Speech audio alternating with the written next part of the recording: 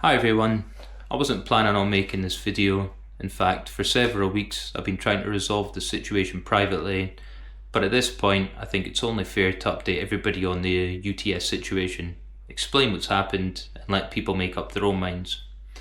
It's not a rant, it's not an attack on UTS or UTMB, I'm simply closing this one off so I can move on from it. For anyone that doesn't know my situation, last month I ran Ultra Trail Snowdonia, the 100-mile route. I trained for months. Like many of you, I'd invested time, money, family commitments, effort, and a lot of energy into getting to the start line. The race itself was awesome. Everything went to plan. Then at 127k into the race, my race ended. Not because I quit, not because I missed a cut-off, not because I'd developed an injury. I was stopped due to an issue related to my mandatory kit. I've got the full situation documented on my page if you want to go and read into the details. One thing I want to make very clear is I'm a stickler for the rules. Anyone who knows me will know that. I don't look for shortcuts, I don't look for ways around race rules.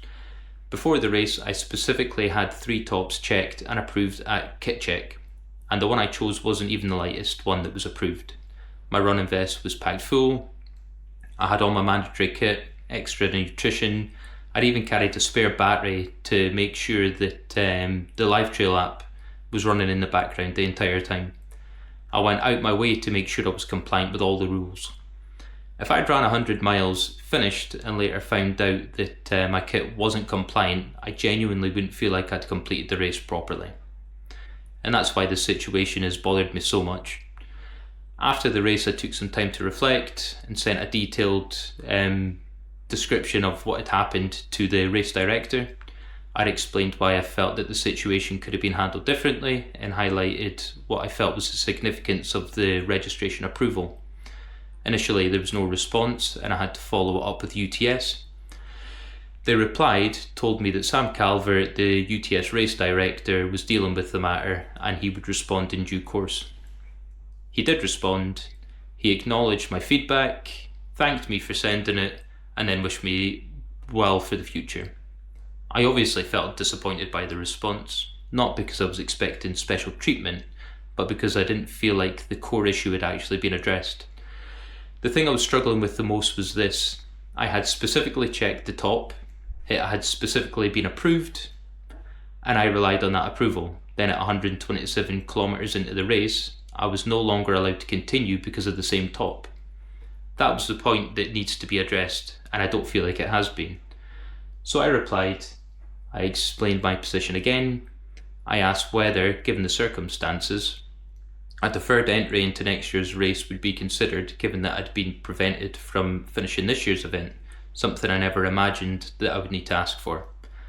I wasn't making demands, I wasn't threatening anyone, I simply asked the question, I received no response, I waited 10 days, so I followed it up to make sure that the email had been received.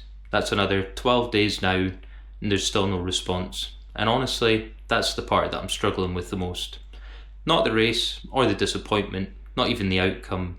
It's the fact that I accepted the decision at the time. I didn't kick up a fuss.